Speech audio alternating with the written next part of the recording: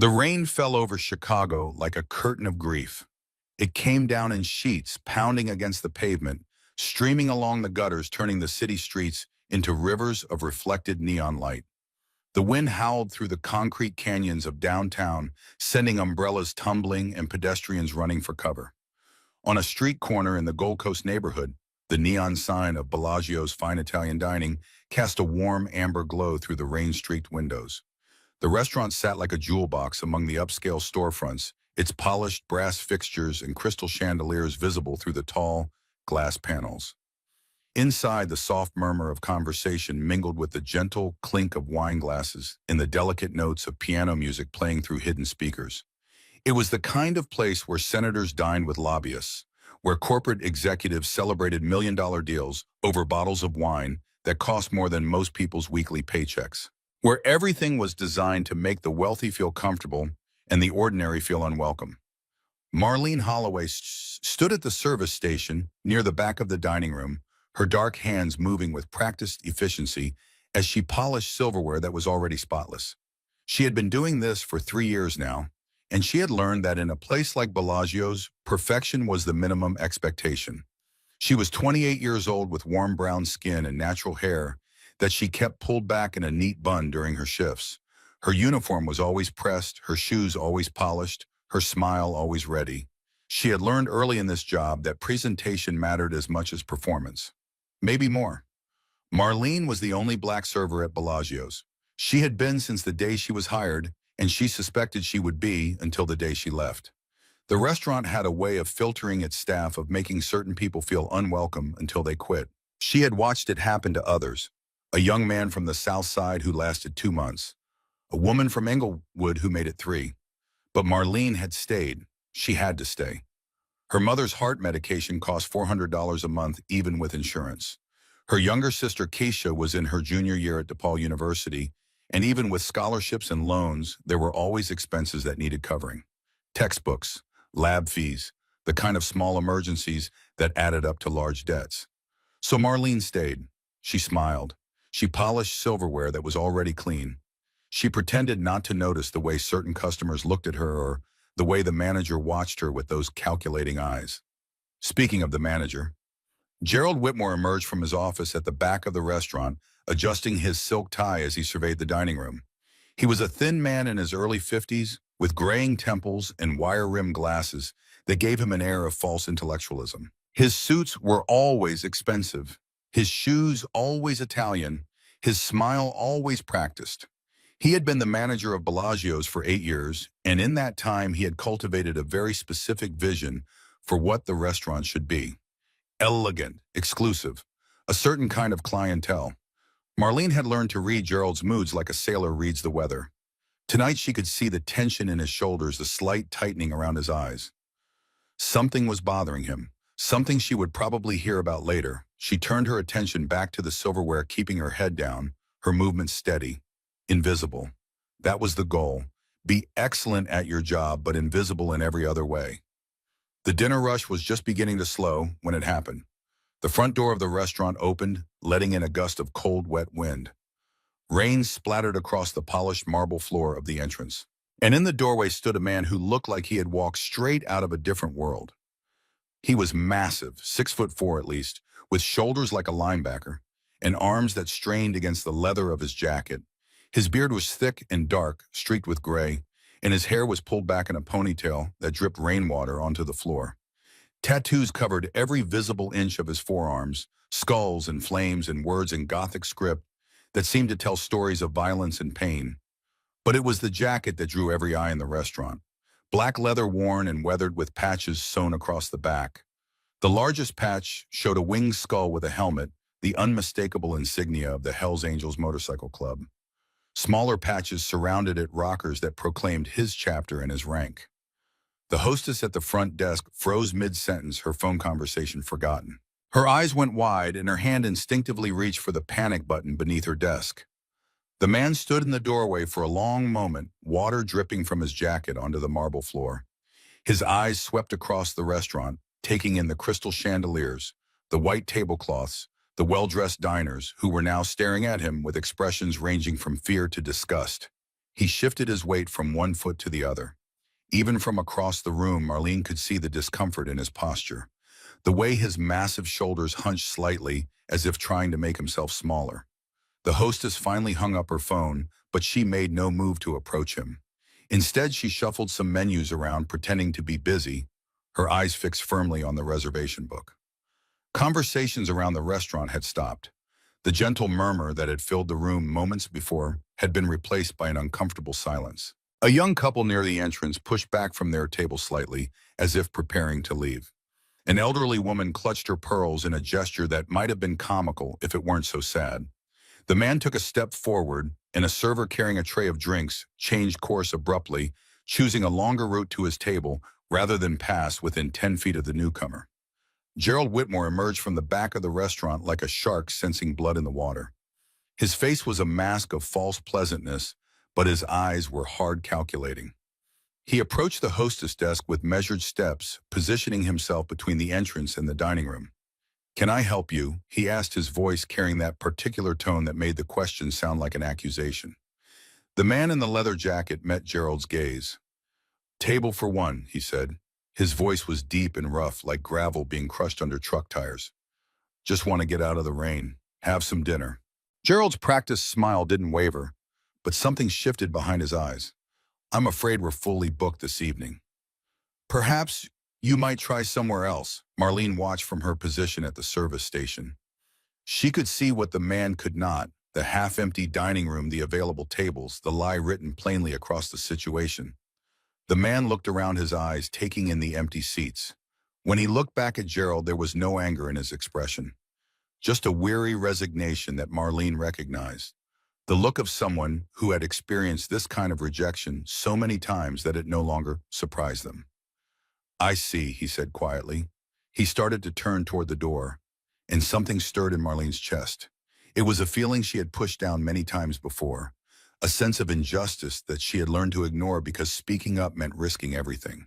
Her job, her mother's medication, her sister's education, all of it balanced on her ability to stay quiet, stay invisible, stay employed. But as she watched the man turn away, water still dripping from his jacket, something broke through her careful defenses. She heard her father's voice.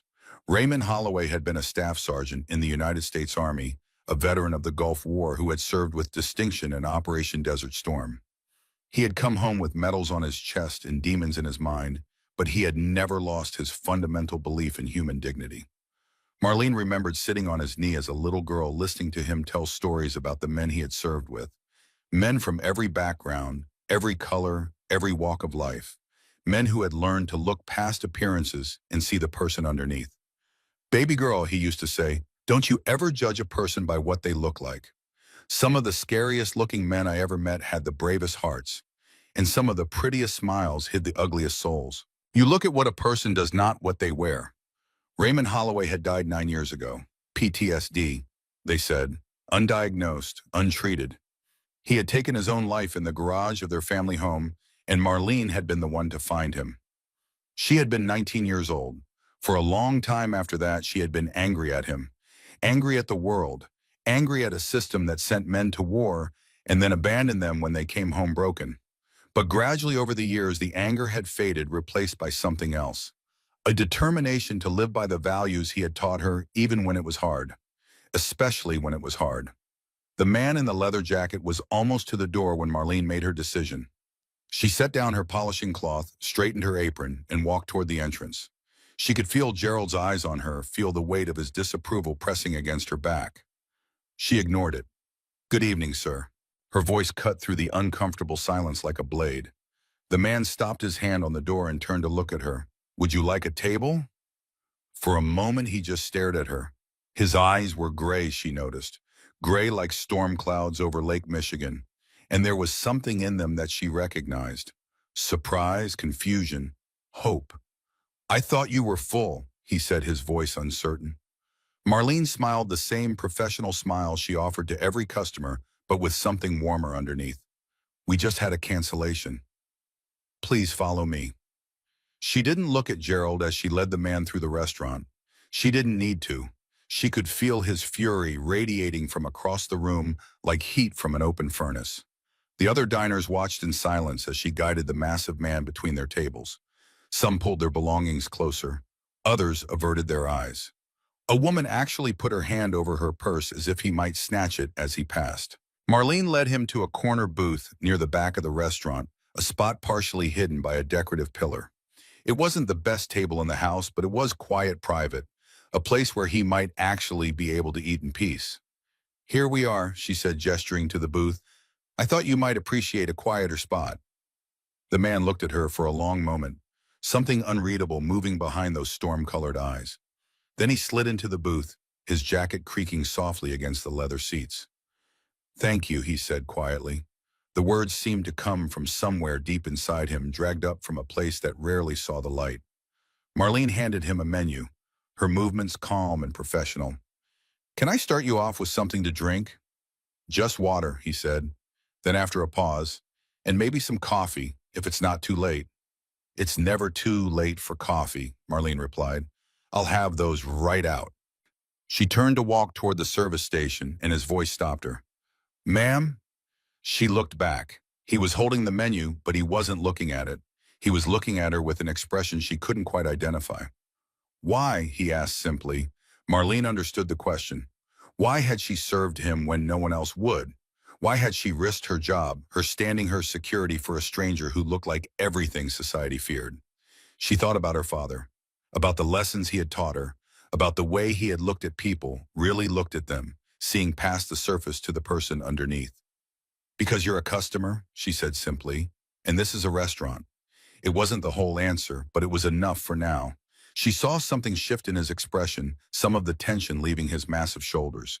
He nodded once slowly and turned his attention to the menu. Marlene walked back to the service station, her heart beating faster than normal. She could feel Gerald's eyes on her, could sense the confrontation that was coming.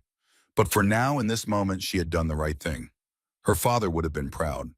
The man's name, she learned over the course of the evening, was Colton Briggs. Colt, he said when she asked what he preferred to be called. Just Colt. He ordered the pot roast, ate it slowly, and said little. But when Marlene came to refill his coffee, he began to open up bit by bit like a flower turning toward unexpected sunlight. He had been in the army, he told her. 8 years, 2 deployments to Afghanistan. He had been a sergeant responsible for a squad of young men barely out of high school. "Got out 5 years ago," he said, his rough voice softening slightly. "Been trying to find my feet ever since." Marlene recognized that tone. She had heard it from her father in the years before his death. The voice of someone who had seen too much, done too much, and couldn't figure out how to live in a world that didn't understand. "That can't be easy," she said, and she meant it. "It's not." Colt wrapped his hands around his coffee cup, his tattoos stark against the white ceramic. "Some days are harder than others." He didn't explain further, and she didn't push. Some things didn't need to be said out loud to be understood. During a quiet moment when the dinner rush had slowed to a trickle and most of the other servers were gathered near the bar, Marlene found herself sitting across from Colt in his booth. She wasn't sure how it had happened exactly. One moment she was refilling his coffee, the next she was sliding into the seat opposite him, her feet aching from hours of standing. "Mind if I sit for a minute?" she asked. "It's been a long shift." Colt nodded, something like surprise flickering across his weathered face. "Your manager might not like that." "My manager doesn't like a lot of things," Marlene replied, and she was surprised to hear a note of bitterness in her own voice. Colt studied her for a moment, his gaze thoughtful.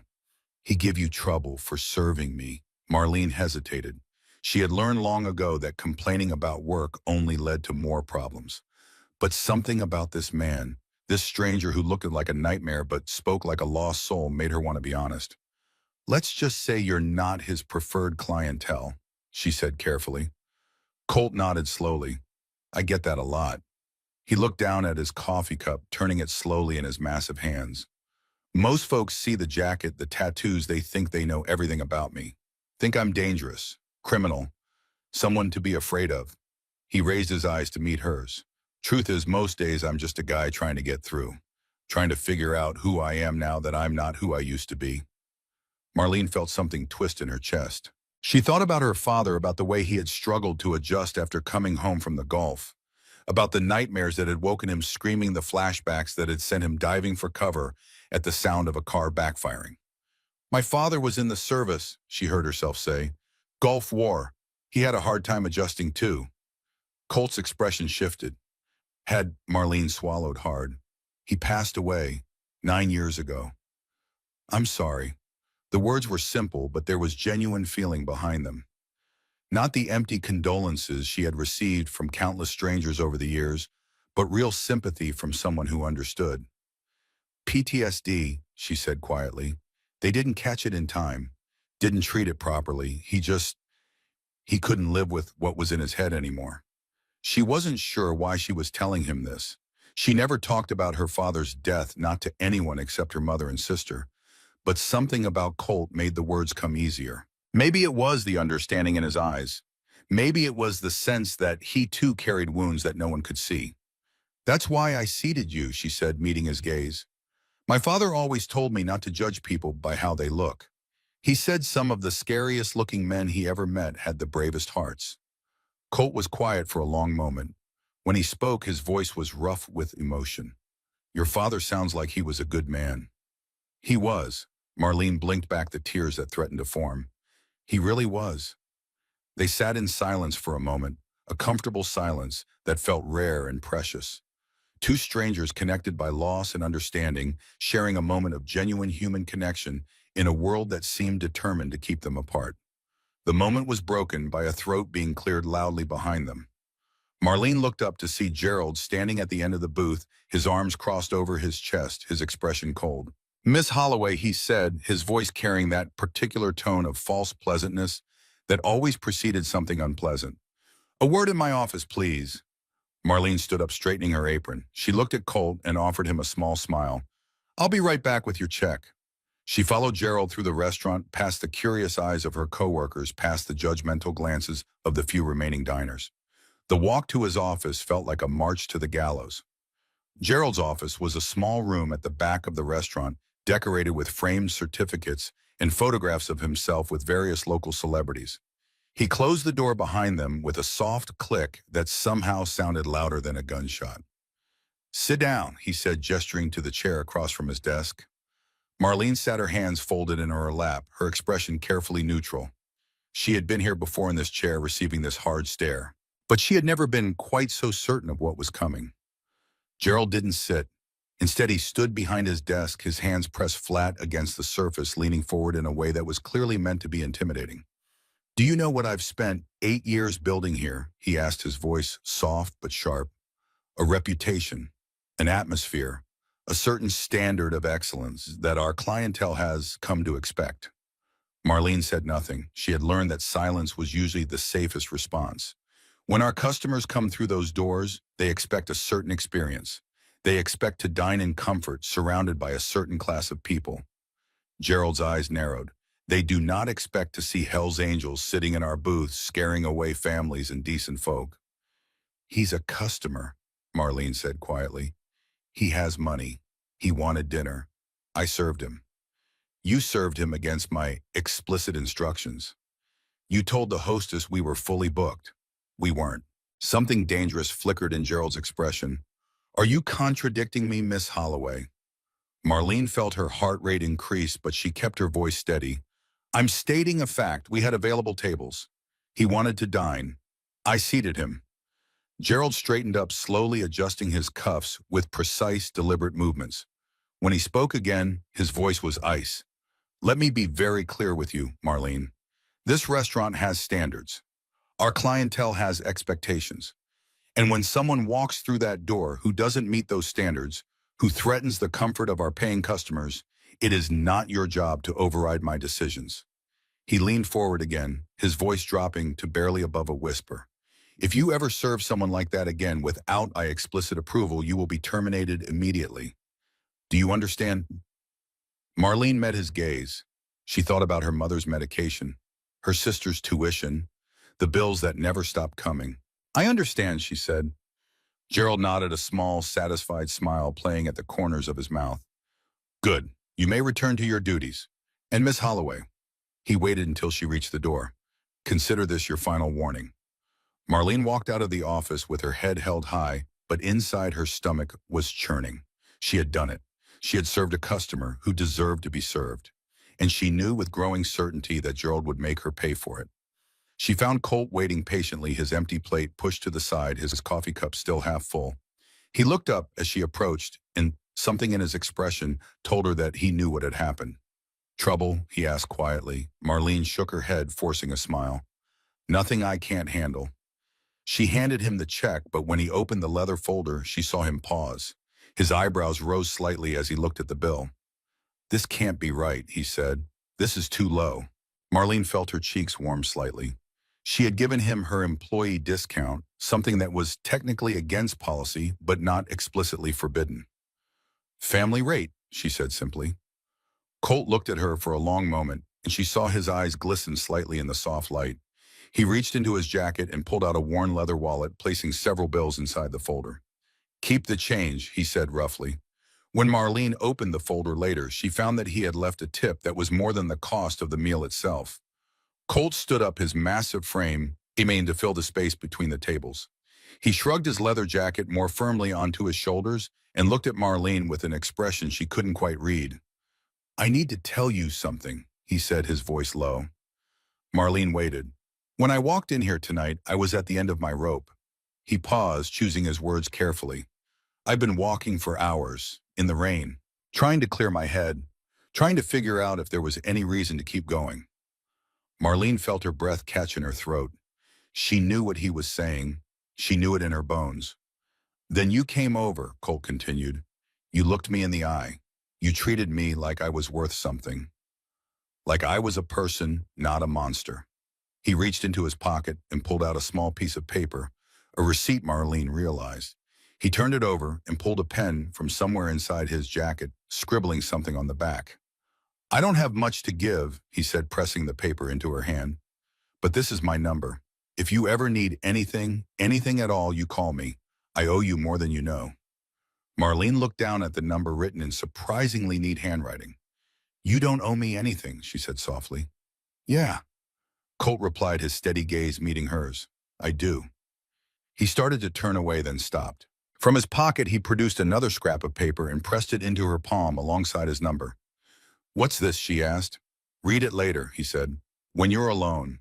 And with that, he walked toward the door, his heavy boots quiet on the polished floor, his shoulders straighter than they had been when he came in. Marlene watched him go, this stranger who had walked into her life out of the storm and somehow changed everything. At the door, he paused and looked back at her one last time. Their eyes met across the length of the restaurant, and something passed between them. Understanding, gratitude, connection. Then he pushed through the door and disappeared into the rainy Chicago night. Later, after her shift ended and she was sitting alone in her car in the employee parking lot, Marlene unfolded the second piece of paper Colt had given her. It was a note written on the back of a business card. "Thank you for showing me that kindness still exists. Tonight you saved a life. Never doubt that what you do matters." Marlene read the words 3 times, her eyes blurring with tears. She thought about her father, about the way he had struggled alone in silence until it was too late. She thought about all the people who walk through the world carrying invisible wounds, all desperate for someone to see them. Really see them. She folded the note carefully and placed it in her wallet next to the photo of her father in his army uniform. Then she started her car and drove home through the rain, carrying with her the knowledge that sometimes the smallest acts of kindness could echo in ways you never expected. What Marlene didn't know, what she couldn't have known, was that her simple act of decency had set something in motion. Forces were already gathering, events already unfolding that would test her courage, her convictions, and everything she believed about herself. The next morning, Marlene arrived at Bellagio's early as she always did. The restaurant was quiet, the dining room empty, except for the morning prep crew setting up for lunch service. She clocked in, tied on her apron, and began her usual routine. But something was different. She felt it the moment she walked through the employee entrance. A shift in the atmosphere. Glances exchanged between coworkers that stopped the moment she appeared. Whispered conversations that died when she came within earshot. The first sign of real trouble came mid-morning when she checked the schedule board and found that her hours for the following week had been cut. Dramatically. She had been scheduled for 40 hours. Now she had 25. Marlene felt her stomach drop. 25 hours meant less than half her normal paycheck. It meant her mother's medication would be a struggle. It meant Keisha's upcoming book fees would go unpaid. She found Gerald in his office doing paperwork with the air of a man who had not a care in the world. "Mr. Whitmore," she knocked on the open door. "Can I ask about the schedule?" Gerald looked up, his expression bland. "What about it?" "My hours have been cut, significantly." "Ah, yes." Gerald set down his pen, steepling his fingers. "We've had to make some adjustments. Business has been slow. I'm sure you understand." But business hadn't been slow. Marlene knew that as well as anyone. The restaurant had been packed every night for the past 2 weeks. "Is this about last night?" she asked, unable to keep the edge out of her voice. Gerald's expression didn't change, but something flickered in his eyes. "I don't know what you mean. All staffing decisions are made based on business needs. Nothing personal." He smiled, a practiced smile that didn't reach his eyes. "Will there be anything else, Miss Holloway?" Marlene stood there for a moment, anger and frustration warring with the practical need to keep her job. She thought about arguing, about demanding fairness, about pointing out the obvious retaliation. But she knew it would do no good. Gerald was careful. He always had been. He never said anything that could be used against him, never made threats that could be documented. Everything was business needs and company policy and unfortunate circumstances. "No," she said finally, "nothing else." She turned and walked out of his office, her fists clenched at her sides, her jaw tight with suppressed fury. Back in the dining room, she threw herself into her work with a ferocity born of frustration. She polished silverware until it gleamed. She arranged napkins with military precision. She did everything she could to prove that she was valuable, that she was worth keeping. But even as she worked, a small voice in the back of her mind whispered that it wouldn't be enough. Gerald had made his decision. He was just waiting for the right moment to finish what he had started. During her lunch break, Marlene sat in the employee break room, staring at her phone. She had pulled up her calculator app and was doing the math, trying to figure out how she could make 25 hours of work stretch to cover 40 hours of bills. It wasn't possible. The numbers didn't add up. They never did when you were poor. She thought about looking for another job, but the restaurant industry in Chicago was competitive, and she didn't have the connections or the references to easily move to another upscale establishment. Gerald would make sure of that. He had done it before to other employees who had left under bad circumstances. A few words in the right ears, a negative reference here and there, and suddenly no one was hiring. Marlene was trapped, and she knew it. Her phone buzzed with a text message. It was from Keisha.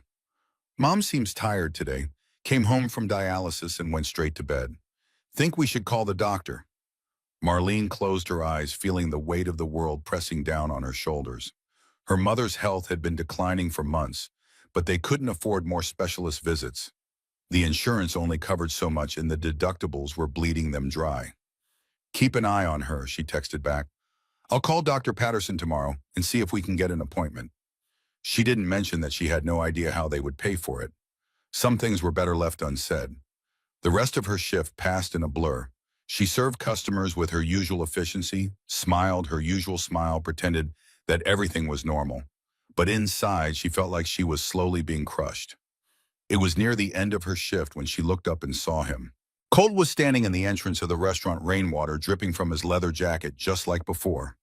He looked around the dining room, searching until his eyes found hers. Her heart did something strange, a leap of recognition, of connection. And underneath it, a cold trickle of fear.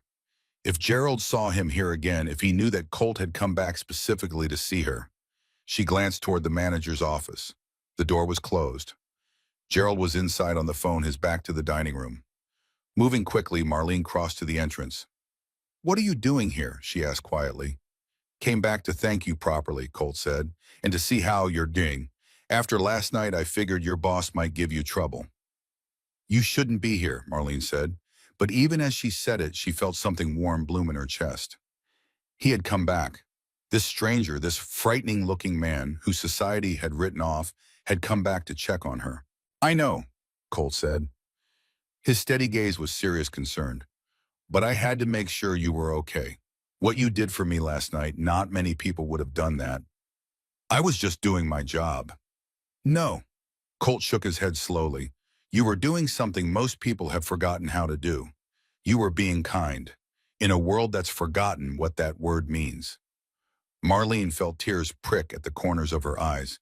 She blinked them back, glancing again toward Gerald's office. "Look," she said quickly, "I appreciate you coming by. I really do. But if my manager sees you here, it's going to make things worse for me." Colt nodded slowly. "I understand. I'll go." He reached into his pocket and pulled out a folded piece of paper.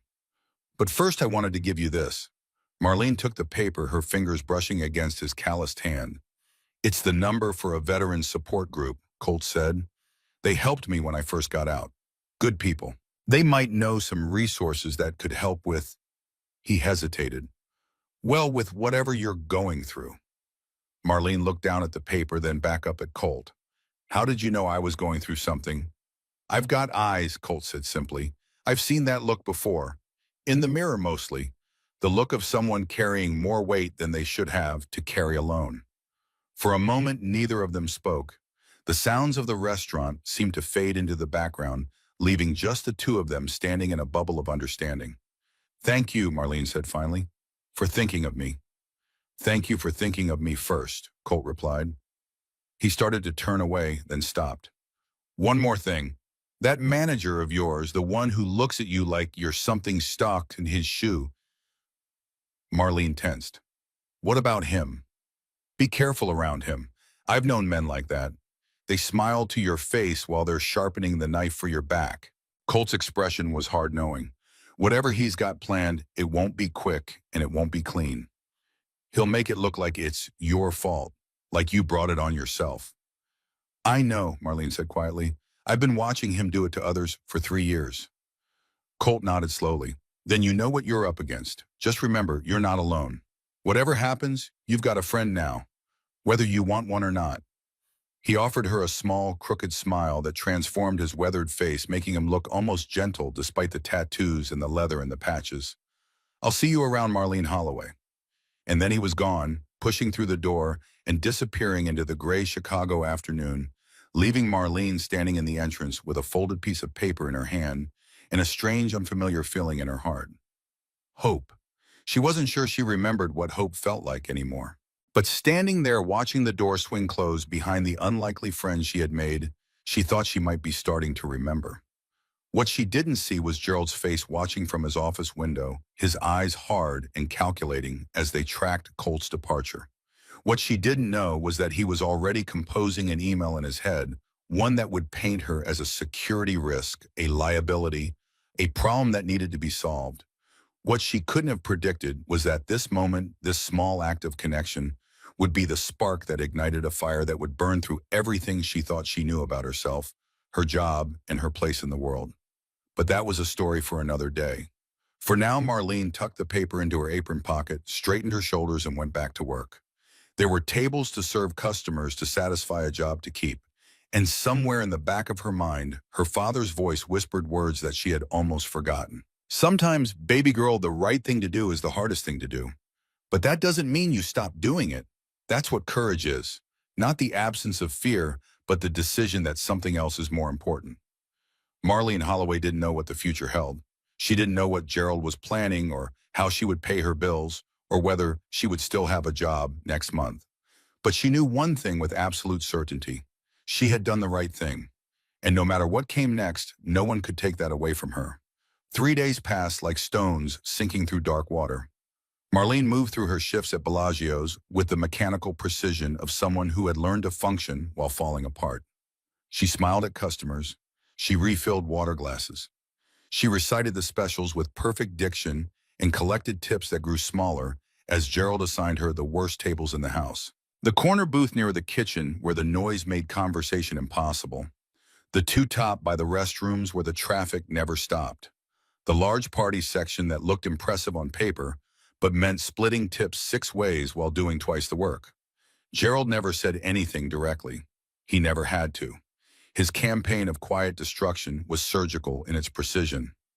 A schedule change here, a shift in section assignments there. Small cuts that bled her dry while leaving no visible wounds. On Thursday evening, Marlene found herself standing in the break room, staring at her reflection in the scratched mirror above the sink. Dark circles had formed under her eyes. Her uniform, usually so crisp and perfect, looked rumpled despite her best efforts. She looked tired. She looked beaten. She looked like her father had looked in those last months before the end. The thought hit her like a physical blow. She gripped the edge of the sink, forcing herself to breathe, pushing down the grief that still lived in her chest after all these years. "You okay?" Marlene turned to find one of the other servers, a young white woman named Brittany, standing in the doorway. Her expression was somewhere between concern and curiosity. "Fine," Marlene said automatically. "Just tired." Brittany hesitated, then stepped into the break room, letting the door swing shut behind her. She glanced around as if checking for eavesdroppers, then moved closer to Marlene. "Look," she said quietly, "I don't know what's going on between you and Gerald, but you should know that people are talking." Marlene felt her stomach tighten. "Talking about what?" "About you, about that guy who came in last week, the biker, about how Gerald's been treating you since then." Brittany bit her lip, looking uncomfortable. "Some of us think it's not right, the way he's cutting your hours, giving you the worst sections. It's obvious what he's doing." "Is it?" Marlene kept her voice neutral, but inside something flickered. Hope, maybe, or fear. It was hard to tell the difference anymore. "Yeah," Brittany nodded. "But here's the thing. Nobody's going to say anything. Not to Gerald, not to corporate. Everyone's too scared of losing their jobs." She paused, her eyes meeting Marlene's. "I'm sorry, I wish I could do more." Marlene studied the younger woman's face, seeing the genuine regret there. And underneath it, the fear. The same fear that kept everyone silent, that let men like Gerald operate with impunity. "It's okay," Marlene said finally. "I understand." And she did understand. She understood better than Brittany could possibly know, because she had been silent too once. Silent when Gerald had pushed out Marcus the server from the South Side. Silent when he had made life impossible for Denisha, the hostess from Inglewood. Silent because speaking up meant risking everything and she had too much to lose. But silence had a cost too, a cost that compounded over time until one day you looked in the mirror and didn't recognize the person staring back. Brittany left, and Marlene stood alone in the break room thinking about silence, about complicity, about all the small surrenders that added up to a lifetime of regret. Her phone buzzed with a text message. It was from Keisha. "Mom's having a bad day. Can you come home early?" Marlene closed her eyes, feeling the weight of the world pressing down on her shoulders. Her mother needed her. Her job needed her. Her bills needed her. And she was only one person with only so many hours in the day and only so much strength left to give. She texted back, "I'll try. Love you." Then she straightened her apron, fixed her smile, and went back to work. Colt came back the next evening. Marlene saw him the moment he walked through the door, his massive frame filling the entrance, rain dripping from his leather jacket. But this time there was something different about his posture. His shoulders were straighter, his eyes were clearer. He looked like a man who had found something worth standing for. Gerald was in the dining room schmoozing with a table of well-dressed businessmen. He didn't see Colt enter, but Marlene knew it was only a matter of time before he did. She moved quickly, intercepting Colt before he could venture further into the restaurant. "You need to go," she said quietly, urgently. "Gerald's here. If he sees you again, he'll use it against me." Colt looked down at her, his expression searching her face. "That's exactly why I came. I heard some things about what he's doing to you." "From who?" "Doesn't matter. What matters is that I couldn't sit by and do nothing." Colt's jaw tightened beneath his thick beard. "Not after what you did for me." "Colt, please." Marlene glanced over her shoulder, checking Gerald's position. He was still engaged with the businessmen, but he could look up at any moment. "I appreciate it, I really do, but you being here is only going to make things worse." "Is it?" Colt tilted his head, studying her. "Or is that just what he wants you to believe, that you're alone, that nobody's got your back?" Marlene felt something crack inside her chest, a wall she had built over years of disappointment and betrayal.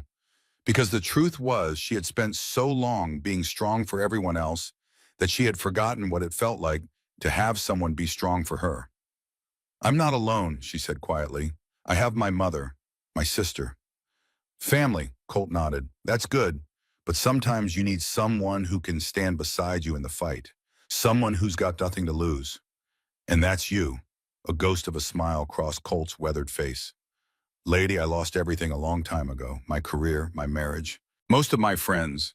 All I've got left is my word and my willingness to use it." He paused, his expression growing serious. "You gave me something that night, Marlene. You probably don't even realize what it was." But I do. And I'm not the kind of man who forgets a debt.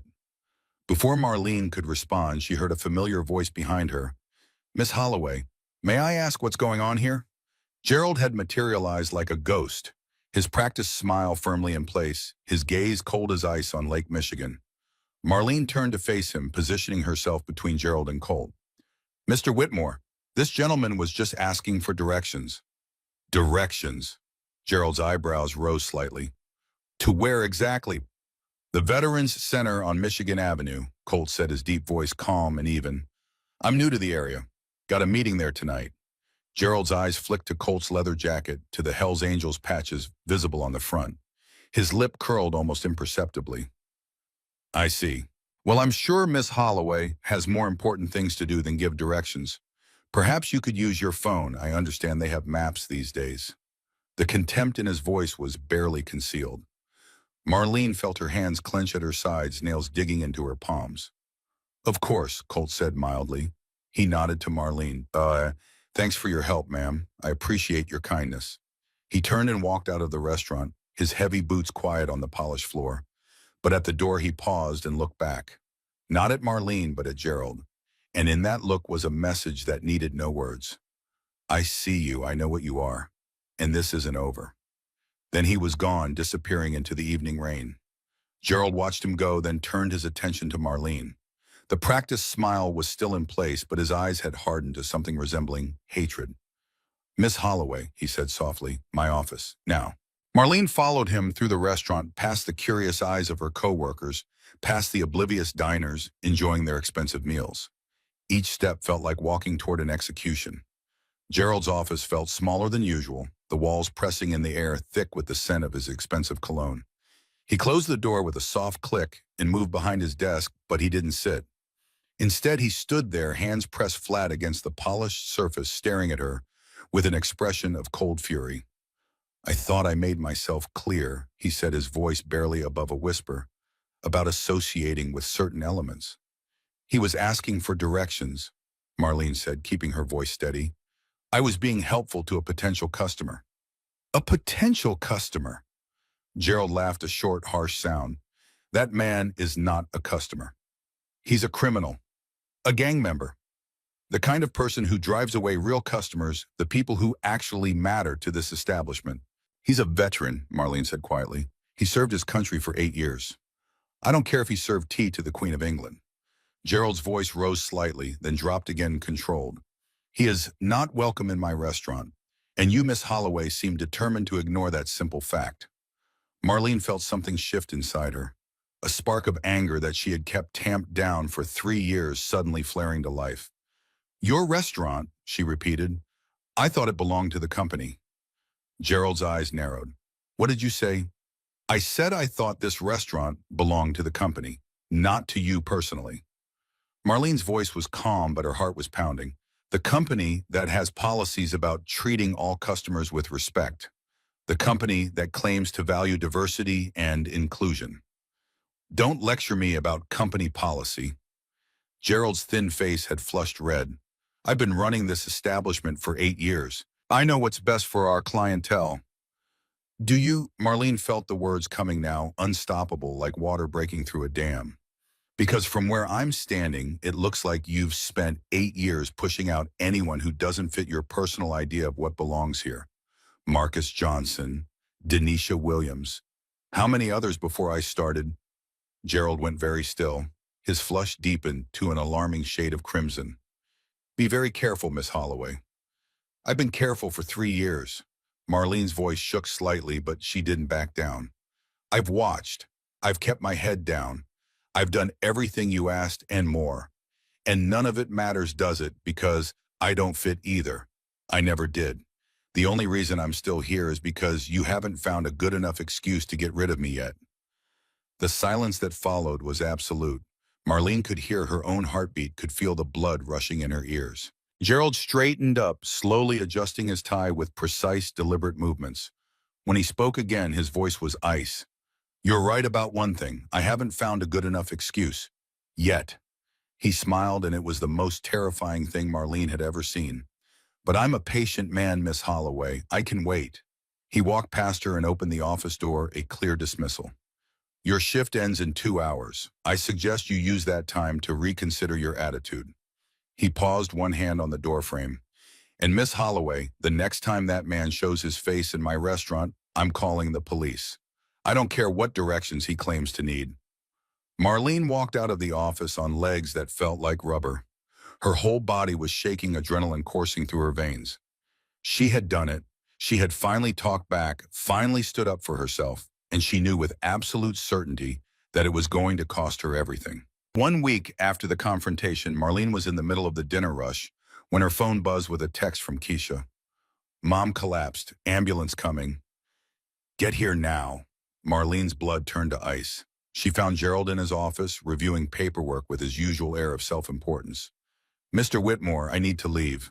My mother's been taken to the hospital. It's an emergency.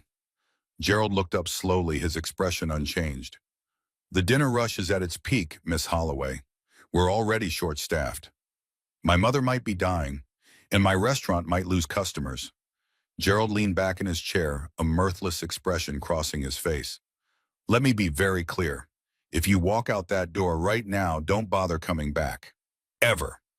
Marlene stared at him, seeing for the first time the full depths of his cruelty.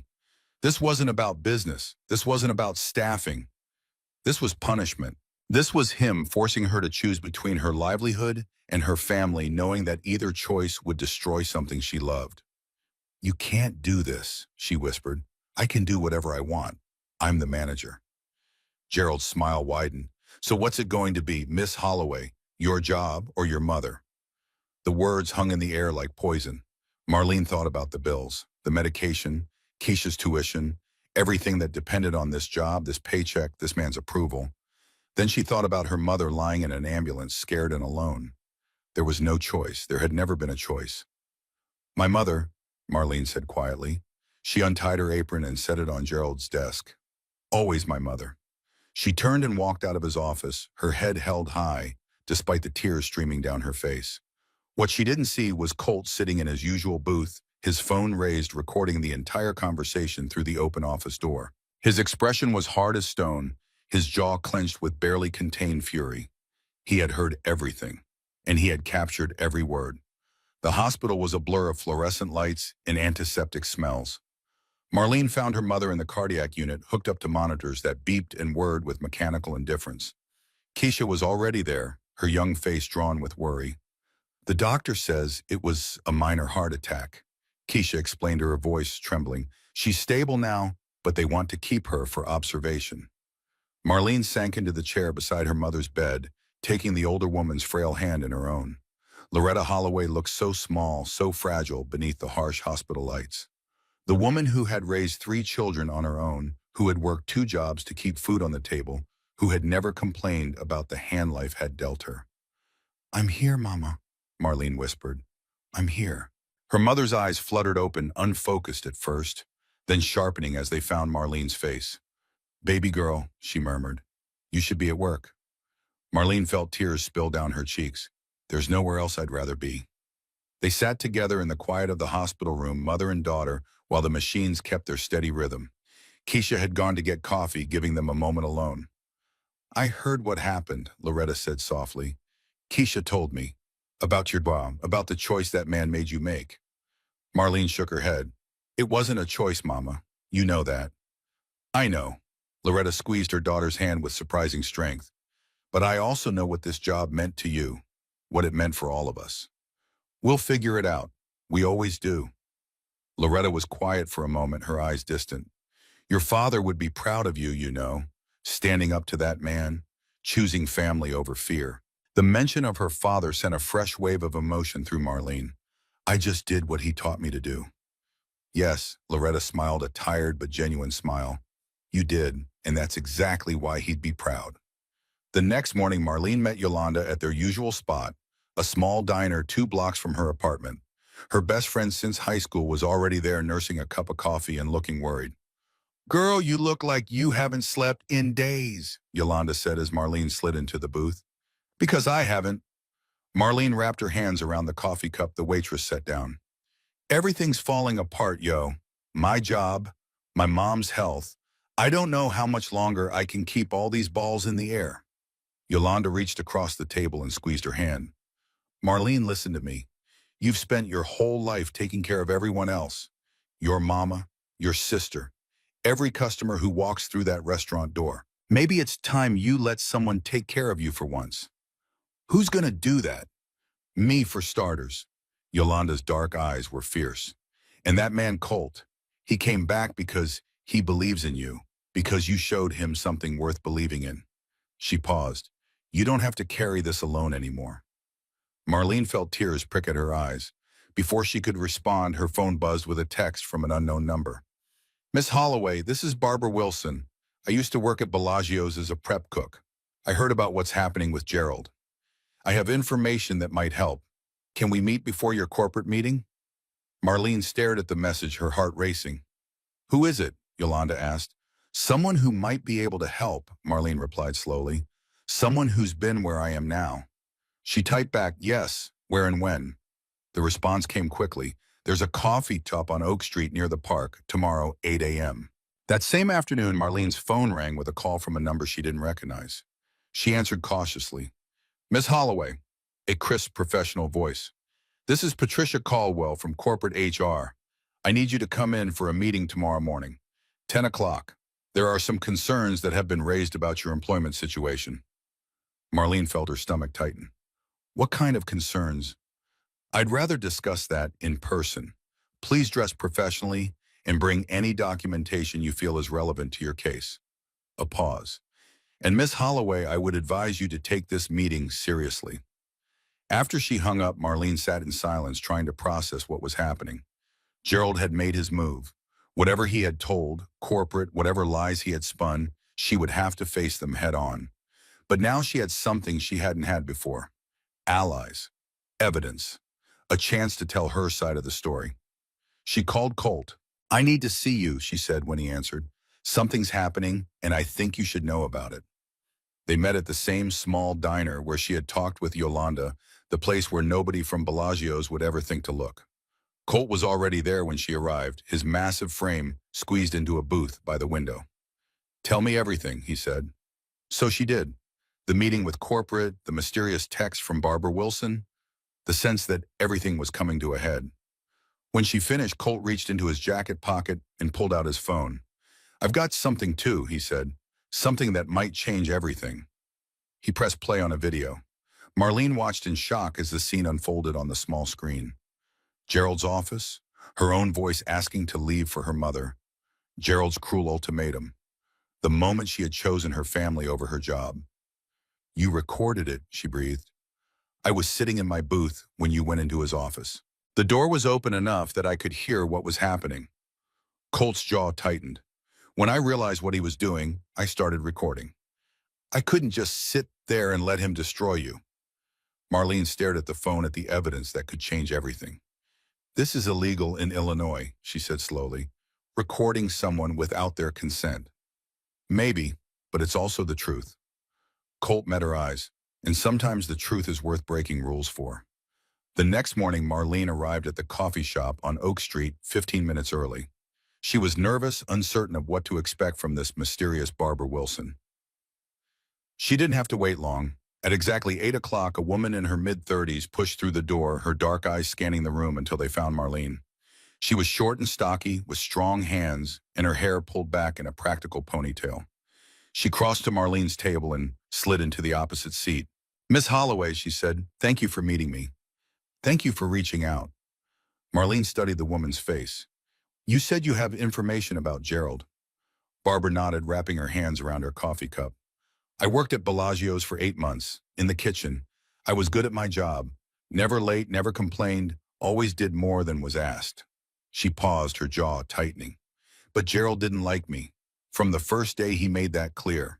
Little comments about my background, questions about where I came from, even though I was born and raised in Milwaukee.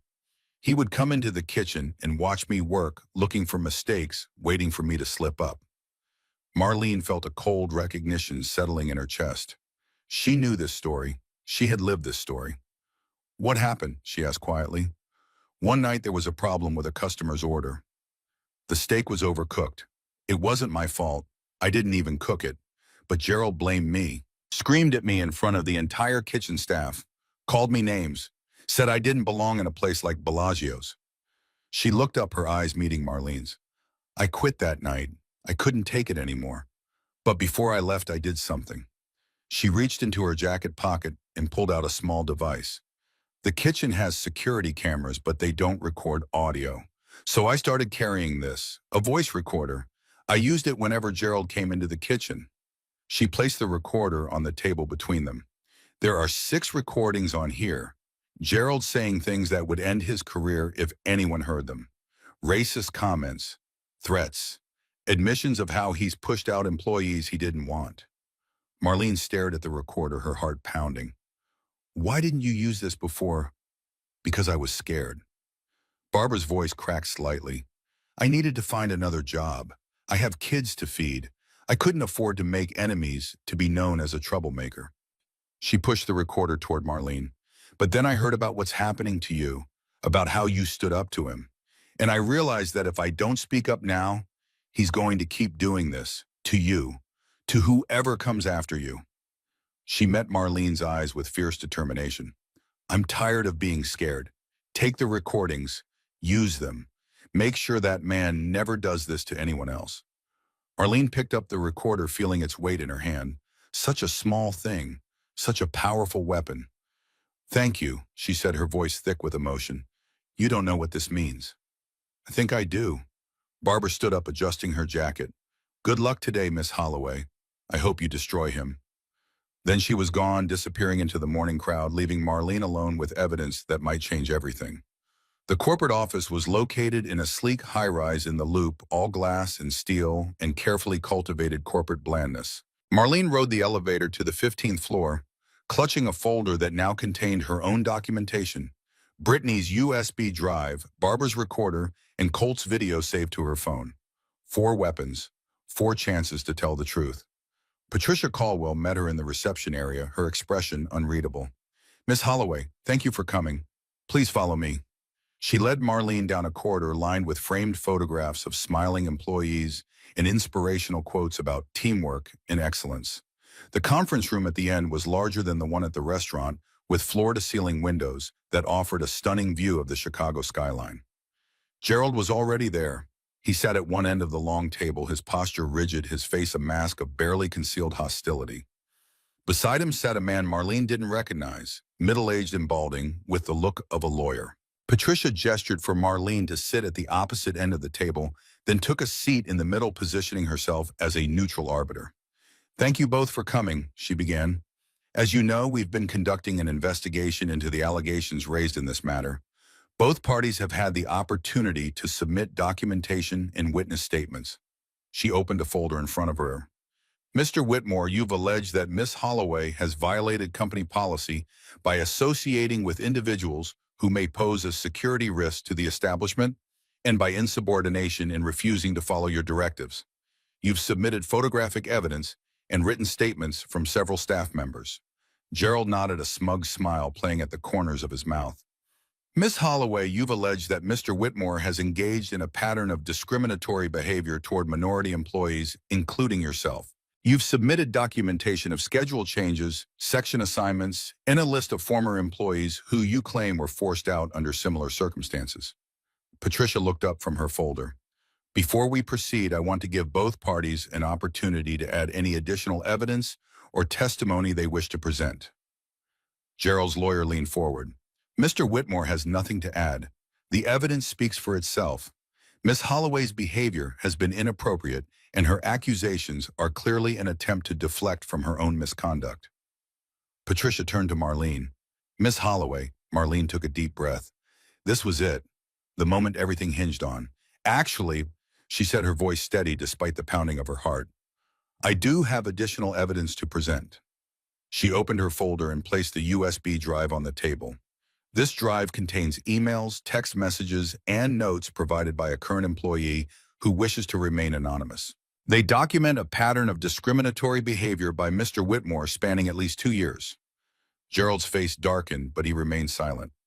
Marlene then placed Barbara's recorder on the table. And this is a voice recorder containing audio recordings made by a former employee during her time at Bellagio's. The recordings capture Mr. Whitmore making racist comments, threats, and admissions about his efforts to push out employees he considers undesirable. The smugness drained from Gerald's face. His lawyer's eyes widened. "This is outrageous," Gerald sputtered. "Those recordings were made without my consent. They're illegal. They can't be used as evidence." "Illinois is a two-party consent state," his lawyer added quickly. "Any recordings made without all parties' knowledge are inadmissible." Patricia held up a hand. "We're not in a courtroom, Mr. Whitmore. This is an internal investigation, not a legal proceeding. Company policy allows us to consider any evidence that helps us understand what happened." She picked up the recorder, turning it over in her hands. "Miss Holloway, do you know what's on these recordings?" "I haven't listened to all of them," Marlene admitted, "but the person who provided them told me they contain statements by Mr. Whitmore that clearly demonstrate discriminatory intent."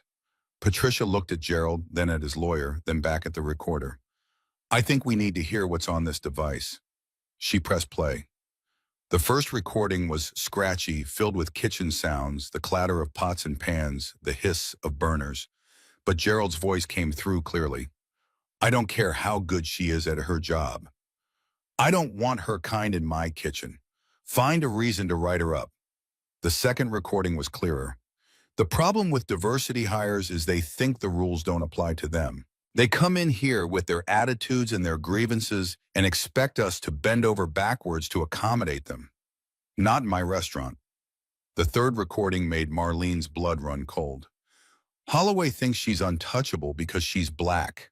Thinks corporate will protect her if she cries racism.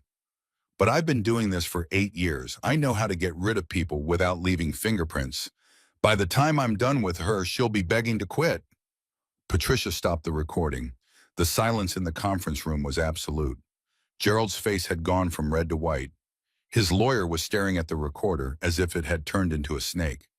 "Mr. Whitmore," Patricia said, her voice ice cold, "would you care to explain these recordings?" "They are fake," Gerald said, but his voice lacked conviction. "Doctored. Anyone could have made those." Patricia opened another folder, one that had been sitting untouched at her elbow throughout the meeting. "Actually, Mr. Whitmore, I have something else to share."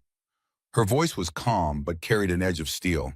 "What Miss Holloway doesn't know, what no one outside of corporate leadership knows, is that we've been conducting our own investigation into your management practices for the past 3 months." Gerald's face went from white to gray. "We received anonymous complaints from former employees. Allegations of discrimination, harassment, hostile work environment.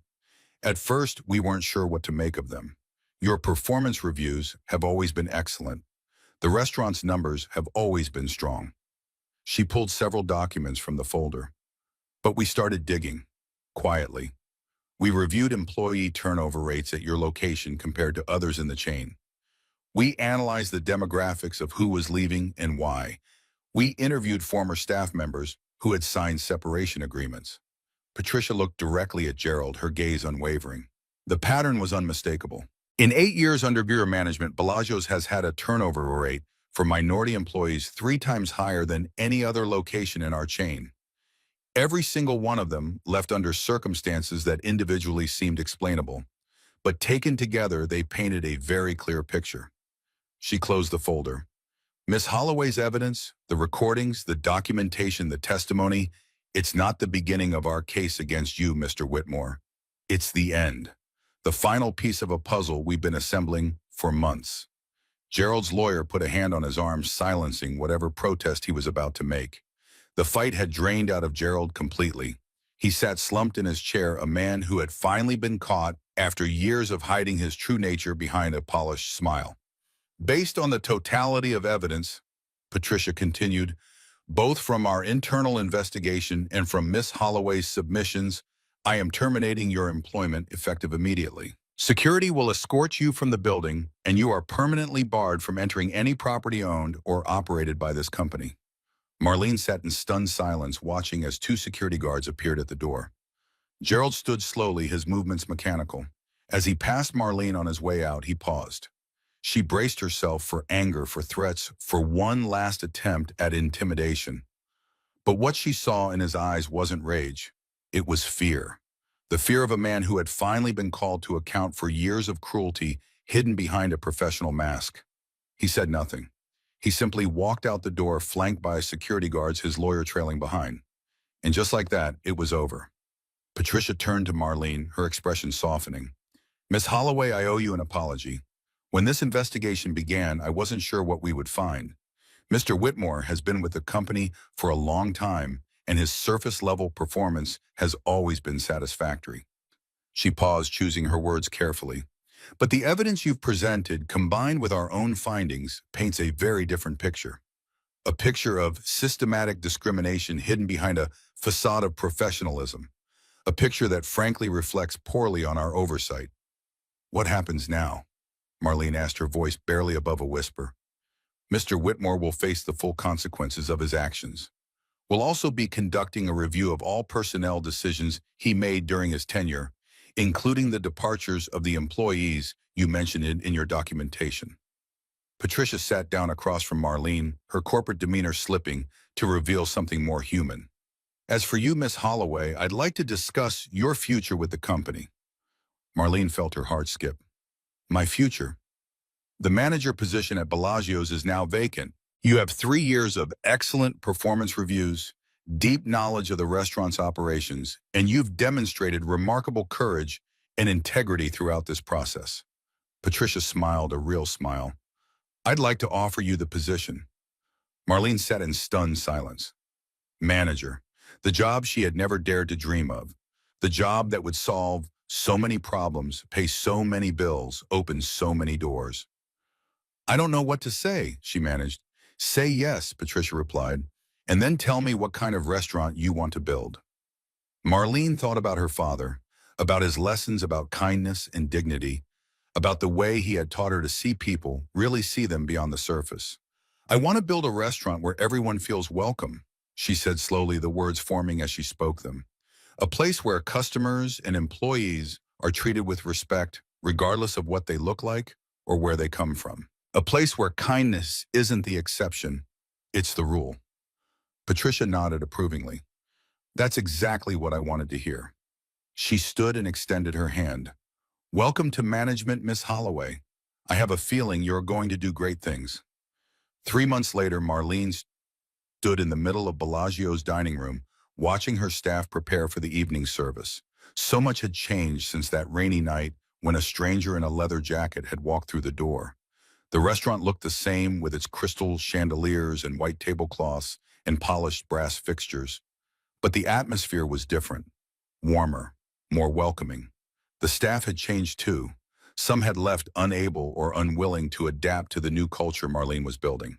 But others had stepped up, embracing the simple philosophy she had implemented: treat every person who walks through that door with dignity and respect. It wasn't always easy. Old habits died hard and prejudices ran deep. But slowly, shift by shift, the restaurant was transforming into the kind of place Marlene had always wished it could be. Her phone buzzed with a text message. It was from Keisha. "Mom's doing great today. Doctor says her new medication is working. Thanks for everything, sis. Love you." Marlene smiled, feeling warmth spread through her chest. Her mother's health had stabilized in the weeks since Marlene's promotion. The better insurance, the reduced stress, the ability to afford proper care, and all of it had made a difference. Some problems couldn't be solved with money, but some could. And having enough for once, having security, having stability, it changed everything. The front door opened, letting in a gust of autumn wind. Marlene looked up automatically, ready to greet whoever had arrived. It was Colt. He stood in the entrance, looking so much like he had that first night. The massive frame, the leather jacket, the patches proclaiming his Hell's Angels affiliation. But something was different about his posture. His shoulders weren't hunched against the weight of expected rejection. His expression wasn't braced for disappointment. He looked comfortable, at ease, like a man who knew he was welcome. Marlene crossed the dining room to greet him, a genuine smile spreading across her face. "Table for one?" she asked, echoing the words she had spoken 3 months ago. Colt grinned, the expression transforming his weathered face. "Same spot as usual. It's waiting for you." She led him through the restaurant, noting with quiet satisfaction that no one stared. No one whispered. No one pulled their belongings closer or averted their eyes. The staff nodded at Colt as he passed some, even offering small smiles. He was a regular now, part of the community she was building. They reached his corner booth, the same one where they had first talked, where everything had begun. Colt slid into his seat, his jacket settling around him like familiar armor. "Place looks good," he said, looking around. "Feels different." "It is different." Marlene sat across from him, something she allowed herself to do occasionally now that she was the boss. Or at least it's becoming different. Change takes time. Always does. Colt's steady gaze met hers. "How are you holding up, being the big boss and all?" Marlene laughed softly. "Some days are harder than others. There's so much I didn't know about running a restaurant. Inventory, scheduling, dealing with corporate. It's a lot. But, but I love it." She felt the truth of the words as she spoke them. "I love being able to make decisions, to set the tone, to build something that matters." Colt nodded slowly. "You're good at it. I can tell just by looking around. The staff seems happy, relaxed. That starts at the top." A server appeared with Colt's usual order, pot roast and black coffee, setting it down with a friendly smile before disappearing to her other tables. "You trained them well," Colt observed, cutting into his pot roast. "Nobody flinched when I walked in. Nobody whispered." "That's the whole point, isn't it?" Well, Marlene leaned back in her seat. "Every person who walks through that door deserves the same welcome, the same respect. Doesn't matter what they look like or what they're wearing or what assumptions someone might make about them." "Not everyone believes that." "No, but I do, and now this restaurant does too." She paused, watching him eat. "What about you?" "How are things?" Colt chewed slowly, considering the question. "Better. The veterans group you connected me with has been helpful. Talking to people who understand, who've been through similar things, it makes a difference. I'm glad. I'm also—" He hesitated, then continued, "I'm thinking about making some changes. The club, the Hells Angels, it's been my family for 5 years. But lately I've been wondering if it's the right family." Marlene said nothing, just listened. The things I was running from when I joined, the loneliness, the anger, the feeling of not belonging anywhere, I'm not sure the club ever really helped with those things. Maybe it just gave me a way to hide from them. He set down his fork, his expression distant. "Meeting you made me realize something.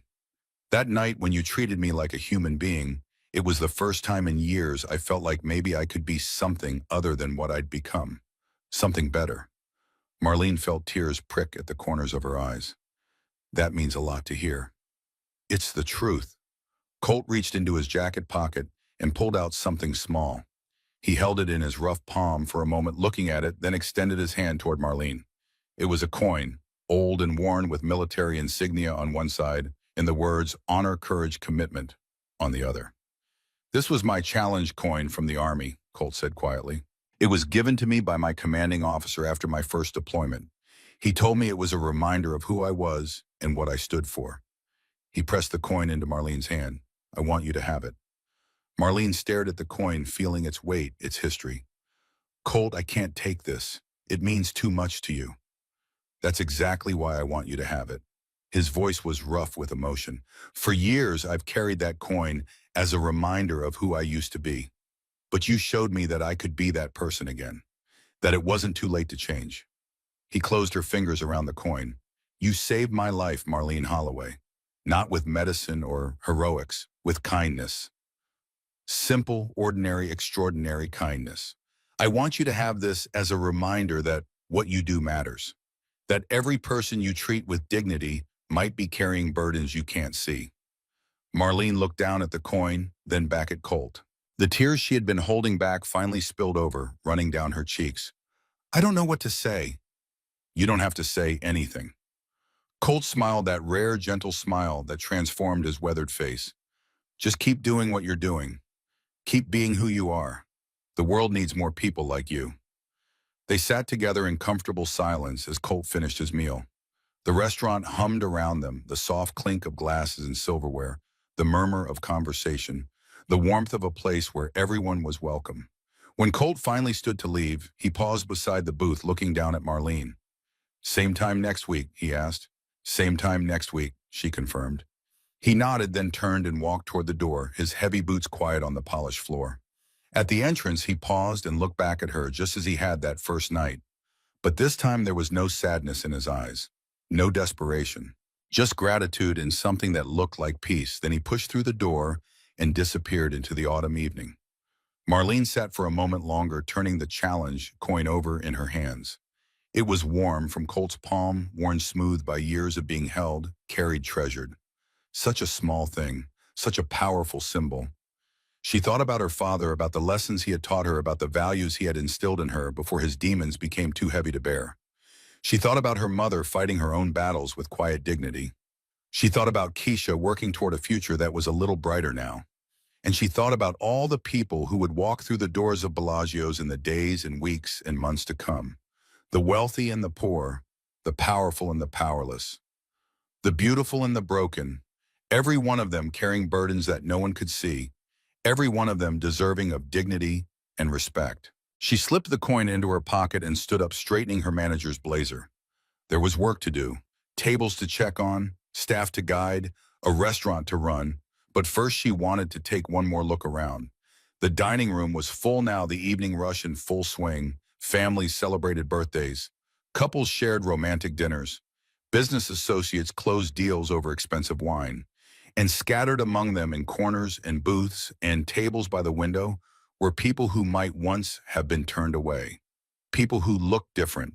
People who didn't fit the old mold of what belonged in a place like this. They were all eating together, laughing together, being human together. Marlene smiled, feeling warmth in her chest that had nothing to do with the temperature. This was what she had wanted. This was what she had fought for. Not just a promotion, but this, a place where kindness was the rule instead of the exception. Her phone buzzed with a message. She pulled it out, expecting something from Keisha or her mother. It was from Patricia Caldwell. The board reviewed the changes you've implemented at Bellagio's. They're impressed. We'd like to discuss expanding your approach to other locations in the chain. Call me when you have a chance. Marlene read the message twice, her heart pounding. Expanding her approach, other locations. The possibility of affecting not just one restaurant, but dozens. The possibility of changing things on a scale she had never imagined. She pocketed her phone and took a deep breath. One step at a time, one customer at a time, one act of kindness at a time. The front door opened, letting in a gust of cool air. Marlene looked up, automatically ready to assess the new arrival. It was a young man, maybe 25, with ragged clothes and unkempt hair. He stood in the entrance, looking around the elegant restaurant with an expression of obvious discomfort. He didn't belong here. Everything about him screamed it. One of the newer servers, a young woman named Jessica, started toward him with a hesitant expression. She glanced at Marlene, clearly unsure how to proceed. Marlene crossed the dining room with measured steps, feeling the eyes of other customers on her, feeling the weight of the moment. "Good evening," she said, stopping in front of the young man. Her voice was warm, welcoming, exactly as it had been 3 months ago, when a different stranger had stood in the same spot. "Welcome to Bellagio's. Would you like a table?" The young man looked at her with surprise, then suspicion, then something that might have been hope. "I don't—" He hesitated, glancing down at his worn clothes. "I mean, I can pay. I have some money. I just wanted to get out of the cold for a while." "Then you've come to the right place." Marlene smiled, the same smile she had offered to Colt on that rainy night that had changed everything. "Please follow me. I know just the spot." She led him through the restaurant, past the curious glances and raised eyebrows, to a quiet booth near the back. As she handed him a menu, their eyes met. "Thank you," he said quietly, "for not turning me away." "Everyone deserves a warm meal and a kind word," Marlene replied. "That's what this place is about." She left him to study the menu and returned to her post in the middle of the dining room. Jessica was watching her, a question in her eyes. "Remember," Marlene told her gently, "every person who walks through that door is carrying something we can't see. Our job isn't to judge them, it's to serve them, to make them feel welcome, even if it's just for one meal." Jessica nodded slowly, understanding dawning in her expression. "Like that guy who comes in every week, the big one with the tattoos."